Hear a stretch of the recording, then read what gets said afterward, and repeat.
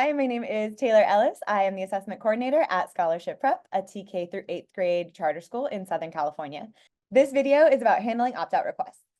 I want to be sure to note that opt-out is not available for LPAC and is only a mechanism for CASP assessments.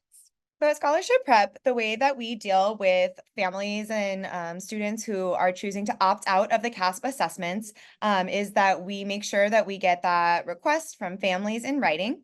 After families request that, we make sure to set up a meeting with family to make sure we understand any concerns they might have around assessment and why they're choosing to opt out. The reason that we do that is we really want to encourage all students to do the assessment.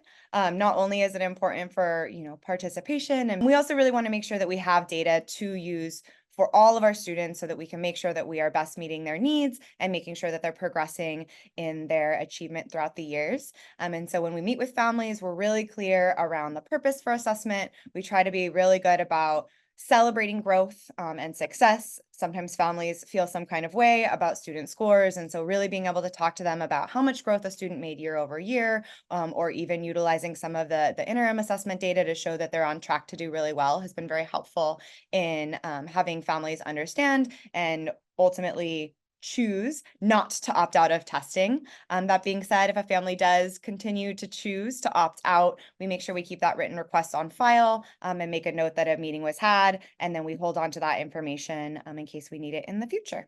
So part of the reason that we take student opt-outs so seriously, outside of just making sure that we have accurate data on all of our kiddos, is that in terms of the accountability participation metric that is used for the dashboard, we are a very small set of LEAs, and so just a couple of kids opting out can really impact our participation rate, particularly with some of our student groups. So for example, if we're a small LEA and we have, our special education population, that's a fairly small number of kiddos. And so if one or two kids opt out, that can really impact that participation rate. And so we really want to make sure that we're ensuring that all of our kiddos are getting tested, but specifically looking at student groups for us because of our small LEA as is very important. Thanks for watching. I hope you found this information timely and useful.